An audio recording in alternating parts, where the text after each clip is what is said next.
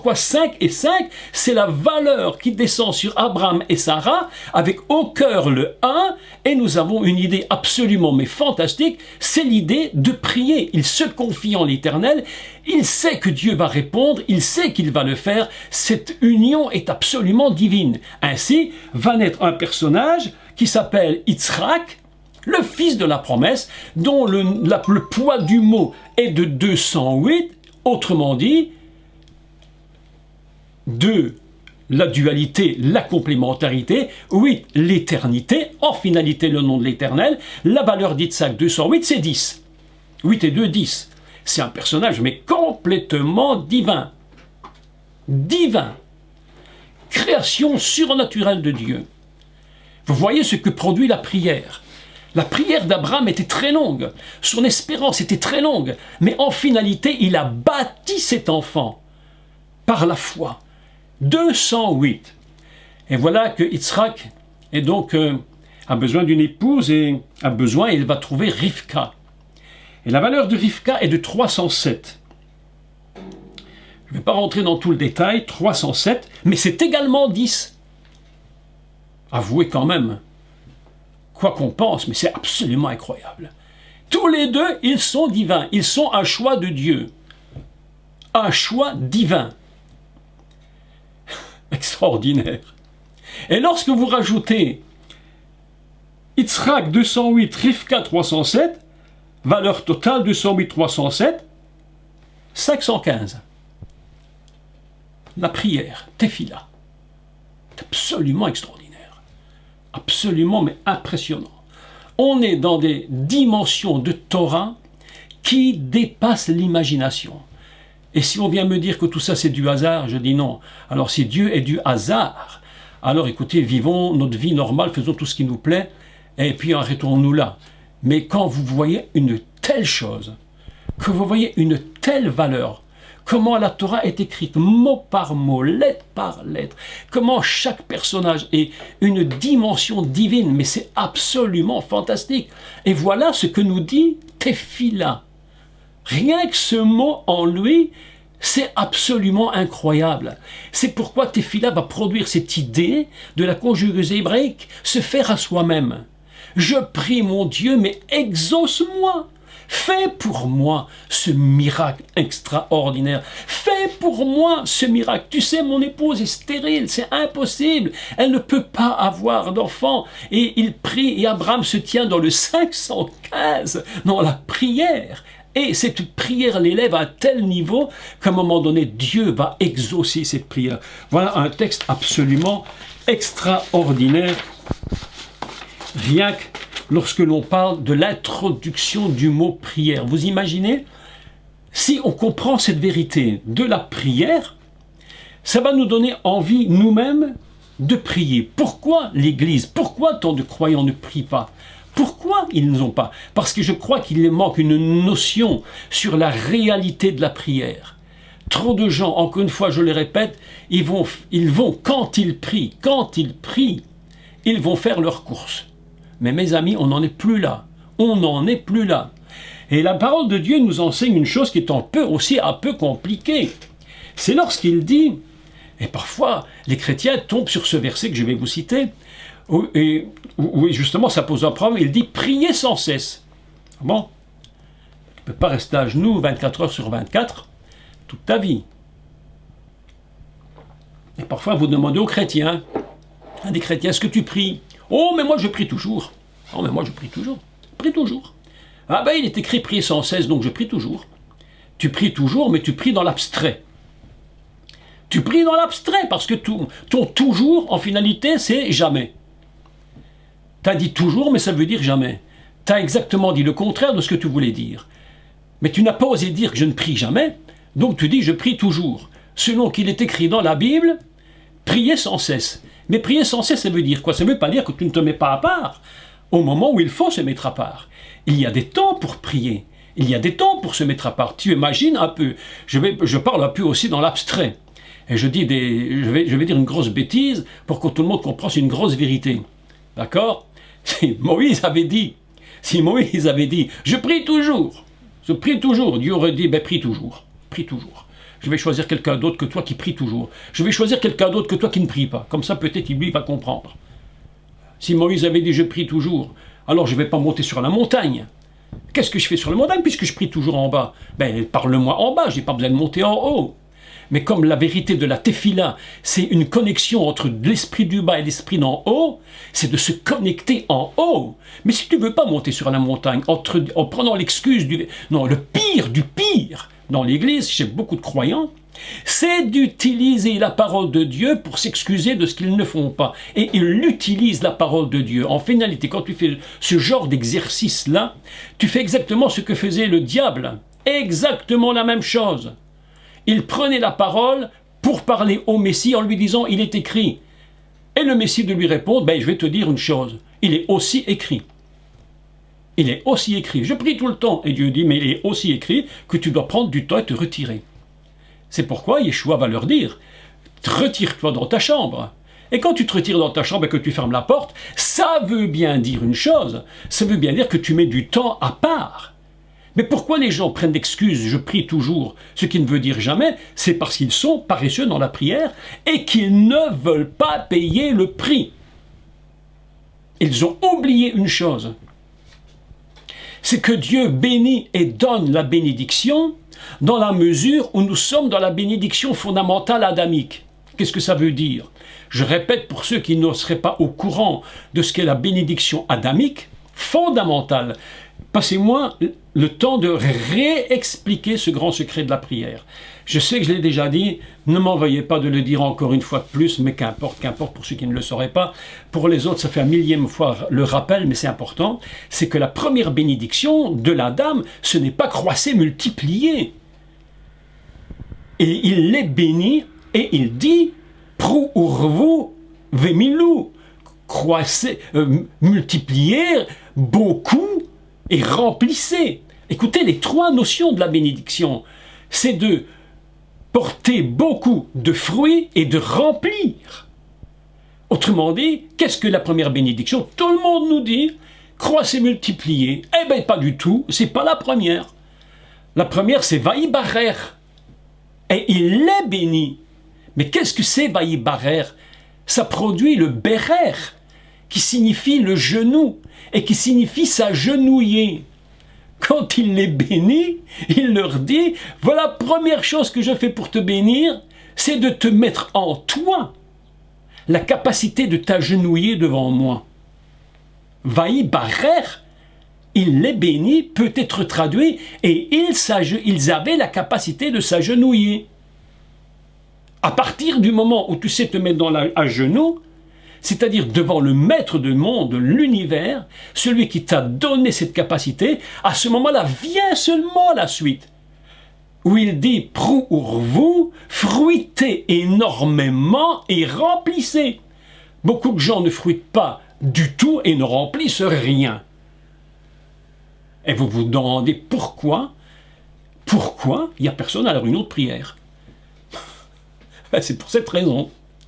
Pour cette raison qu'ils n'ont pas compris que si tu n'as pas compris la première bénédiction, tu n'as aucun intérêt d'aller prier.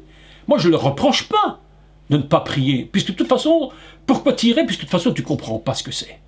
Mais si maintenant je t'ouvre tes yeux et que je t'explique en te disant, mais voilà la bénédiction de Dieu, c'est savoir te prosterner devant Dieu, le reconnaître comme étant le maître du monde, ton maître, ton créateur, ton sauveur, celui qui t'a placé, celui qui a eu le courage, parce que Dieu a eu du courage en séparant la dame, en lui disant « je te donne de la liberté ». Il savait très bien que ça pouvait tourner à la catastrophe. D'ailleurs, ça a tourné à la catastrophe. Jusqu'au moment où il a dit « maintenant nous allons récupérer et nous allons recommencer ». Qu'est-ce qui se passe aujourd'hui lorsque je vous enseigne? C'est la voix du haut que vous entendez et qui te dit « quand tu pries en finalité, c'est simplement parce que tu as compris que tu es Adam fondamentalement et que si tu es dans cette notion-là et que tu sais te mettre devant moi à genoux, te prosterner, te tenir devant moi, eh bien le reste va suivre. Tout ce que vous demanderez en priant, mais croyez que vous l'avez reçu. Et vous le verrez s'accomplir, c'est-à-dire, tu es dans le psaume 21:8, 515. Tu as compris qui tu es, 515. Tu t'unis avec Dieu comme comme Yitzhak s'est uni avec Rivka, 515, nous sommes dans la notion du divin, nous prions, ça ne peut pas ne pas marcher, c'est impossible.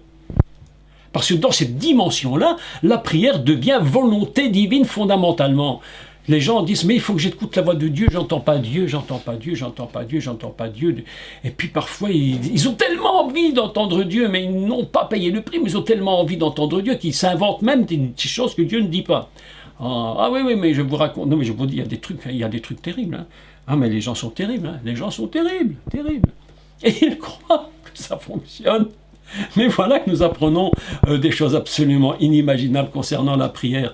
Vous voyez que lorsqu'on parle de la prière, lorsqu'on s'approche de Dieu, on est en train de réfléchir et de comprendre que la dimension de la prière, c'est pas du tout ce qu'on croit. C'est pas simplement aller dans une église et puis faire nos petites doléances et puis venir avec nos petits papiers, etc. Non, non. Il vaudrait mieux. Vous savez une chose que je vais vous dire au niveau de la prière, je suis en train de réfléchir vraiment pour moi-même, Je suis en train de réfléchir ces derniers temps, pendant que je préparais ces cours. Je me dis, mais ces prières, elles sont faites souvent dans l'impulsion du moment. Vous avez remarqué? Prière d'impulsion du moment. Oh Seigneur, bénis ceci, oh fais cela, oh fais ceci, oh fais cela, oh, c'est l'impulsion du moment. Mais parfois je crois qu'il serait bien, avant de prier, de savoir si cette prière fonctionne dans la volonté de Dieu. Tout ce que vous demanderez selon ma volonté. Pas selon ma volonté à moi, mais selon ta volonté à toi. Autrement dit, avant de prier, je me demande, c'est une question, parenthèse, je me demande si on ne ferait pas mieux de passer du temps à réfléchir à ce que nous allons demander ou dire à Dieu. Pour être certain que ce que je vais demander soit d'office quelque chose qu'il va pouvoir accepter.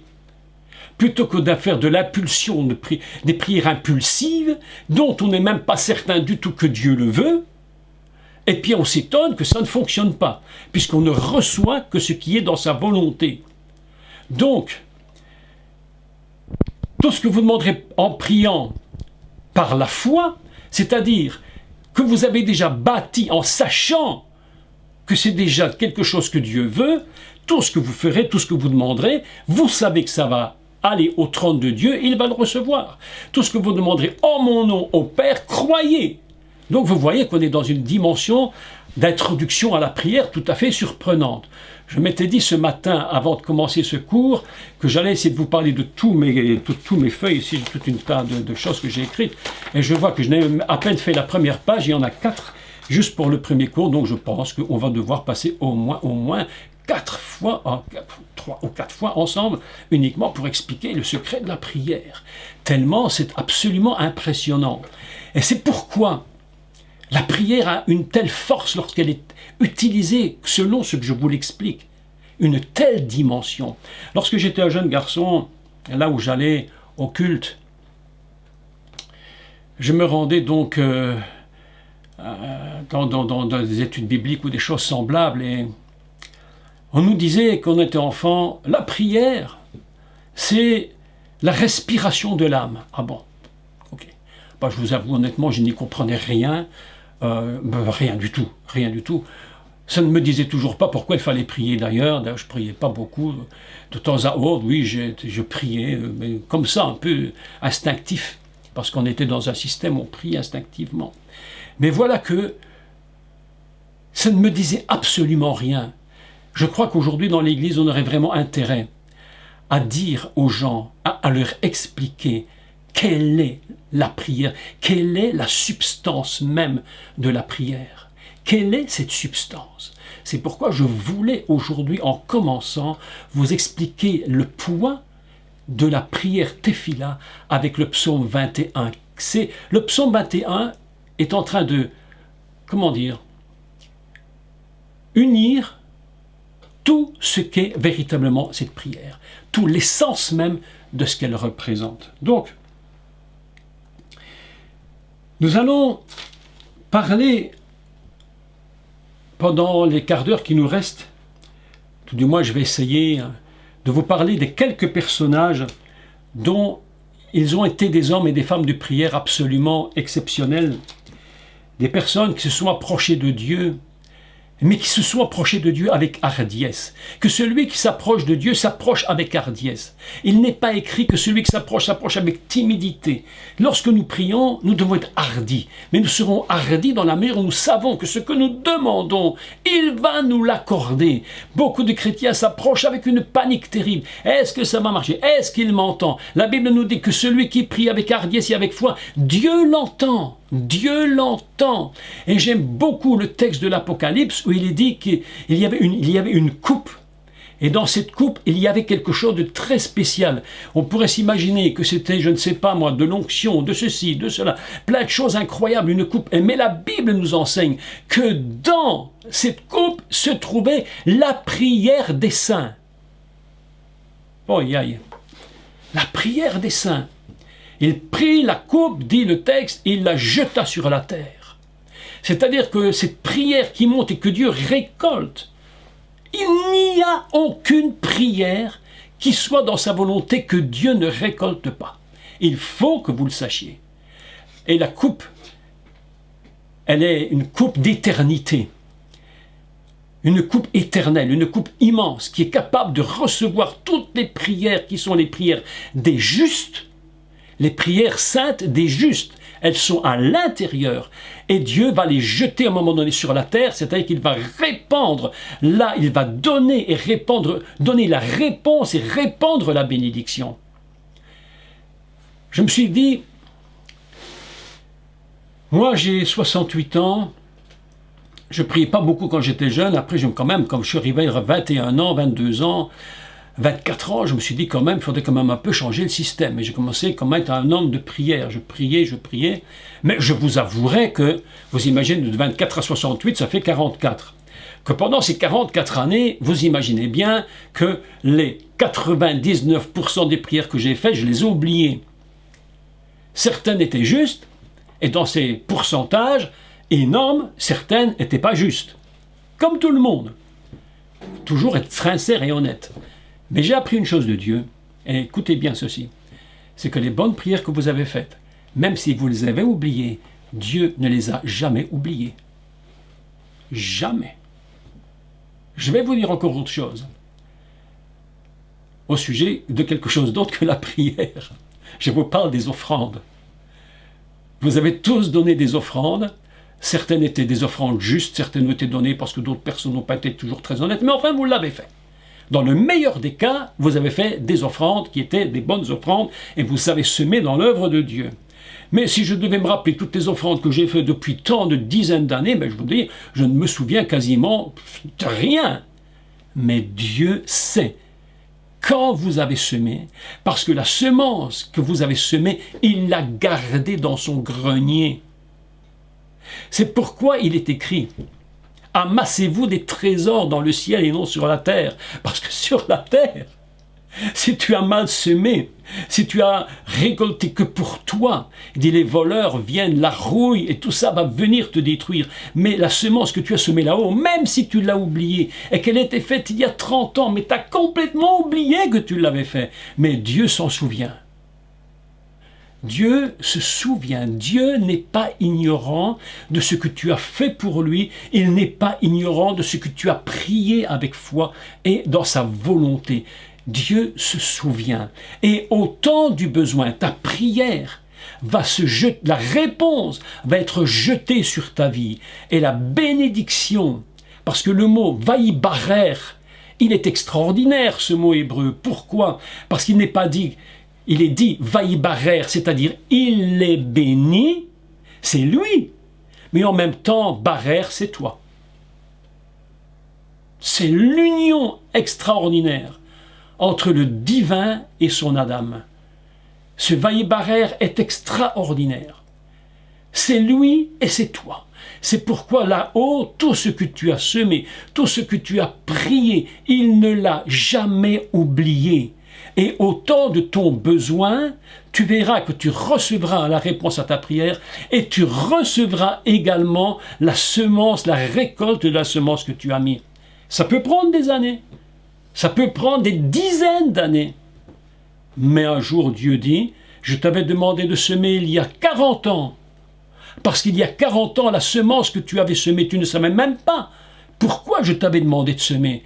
Et tu ne savais même pas la réponse que tu recevrais. Quand je t'ai demandé de prier il y a 30 ans, tu ne savais même pas pourquoi. Quand je t'ai donné de prier dans d'autres langues selon que l'Esprit t'a inspiré, tu ne savais même pas ce que tu disais. Et ça s'est passé il y a des dizaines d'années peut-être. Mais moi, je t'ai demandé de le faire à cette époque, parce que cette semence-là, elle est tellement longue à porter du fruit, à cause de toutes sortes de situations que toi, tu ne connais pas, mais que moi, je connais. N'aie pas peur, ne désespère pas. Ce que tu as oublié et qui était de Dieu continuera de porter du fruit dans le cœur du Père, et il t'accordera au jour du besoin. Et quand j'ai dit le besoin, ce n'est pas la catastrophe, c'est plutôt un besoin dans les choses, même heureuses, il y a des besoins, Dieu te donnera ce qu'il t'a promis. C'est ainsi que la prophétie était donnée des siècles auparavant. Et le prophète Jérémie disait, je te donnerai un cœur nouveau. Et le prophète disait, je mettrai mon esprit en eux, je te donnerai un cœur nouveau. Et je ferai pour toi, et je serai ton Dieu, tu seras mon peuple. Et ensemble, on va tellement bien s'entendre, on va tellement bien s'unir, on est tellement contents d'être ensemble. Oh mes amis, j'avais notre ami qui est décédé, on l'a enterré hier, avant-hier, je sais plus. Qui est décédé, pasteur extraordinaire. Il disait toujours ces phrases, mais Dieu est tellement content d'être avec toi. Il est tellement content. Mes amis, cette union des deux ne peut pas rater, c'est impossible. Voilà en quelques mots l'introduction à la prière. Vous imaginez un peu tout ce que cela représente. Vous ne trouvez pas que c'est magnifique? Moi, je trouve que c'est magnifique. Ça nous change notre idée. Ça nous change notre vision de nous approcher du Seigneur. On n'est plus comme d'habitude. On est face à lui. On est avec lui. Il est avec nous.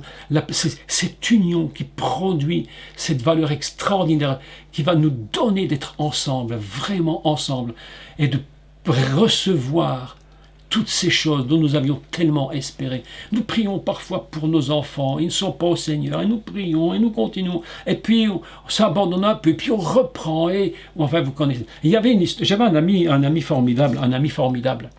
Aujourd'hui aussi, parti près du Seigneur, je parle de Jean-Louis Jaillet, pour ceux qui ont connu Jean-Louis Jaillet. Il disait, je me rappelle d'un enseignement qu'il avait donné sur la prière, absolument magnifique. Je me rappelle, il racontait ce que c'était la prière et comment nous devons gérer cette prière. Il prenait cet exemple. Il disait, il y a quelques années, je voyais une émission de télévision sur le cirque chinois. Vous savez, il y a des différents... Bon, c'est parenthèse, c'est pas...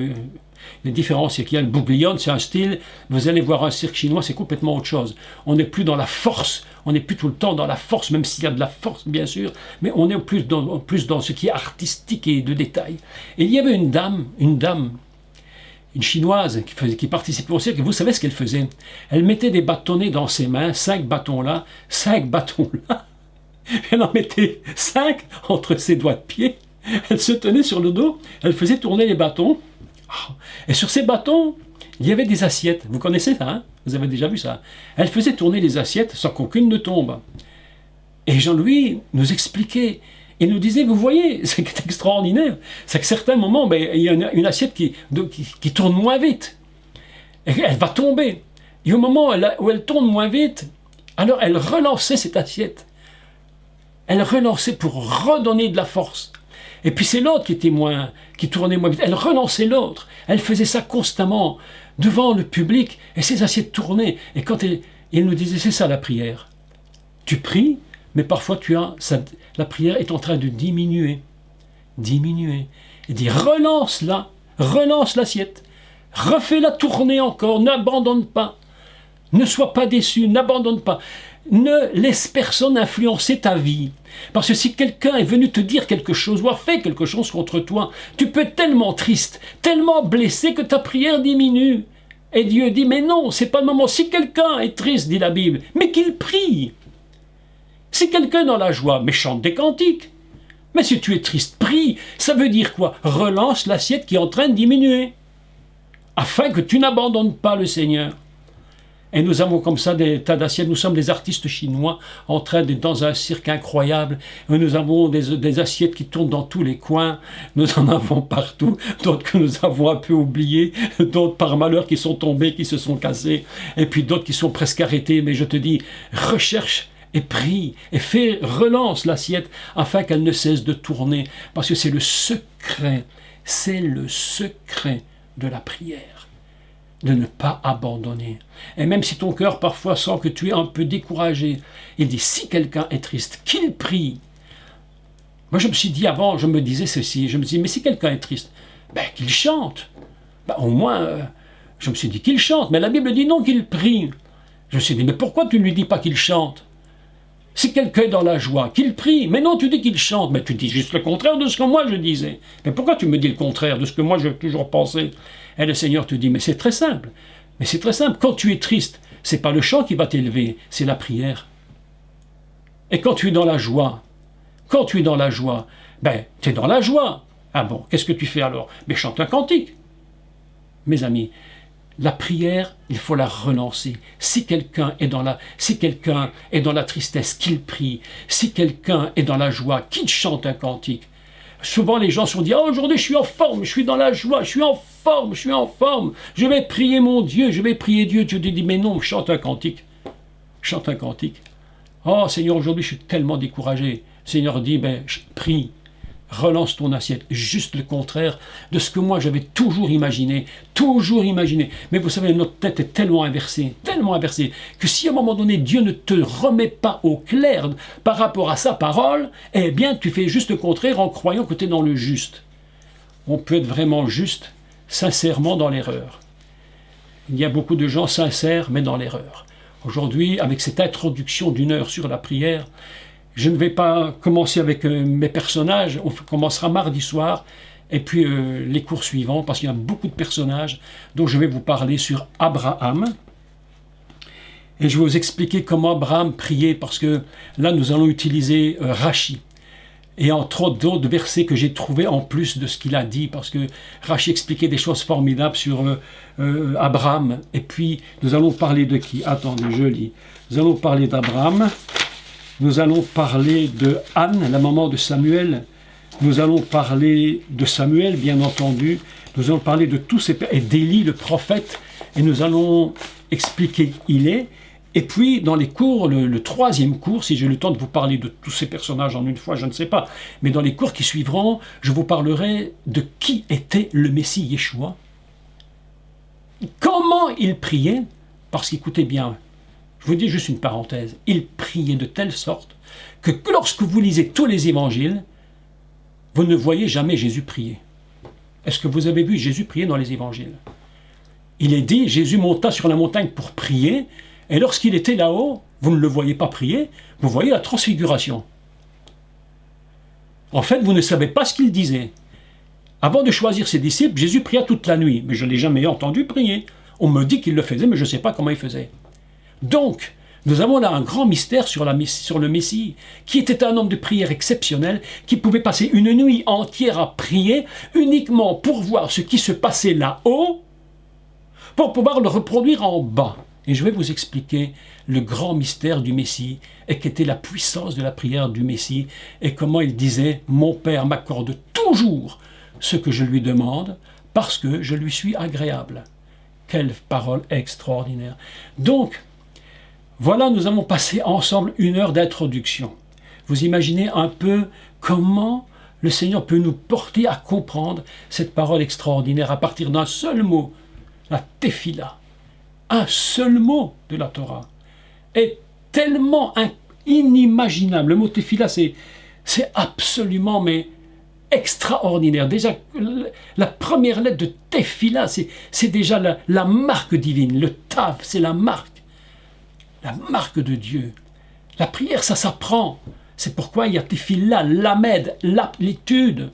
L'étude, apprendre, étudier, comprendre Dieu. Ne priez pas sans comprendre ce que vous dites où vous allez.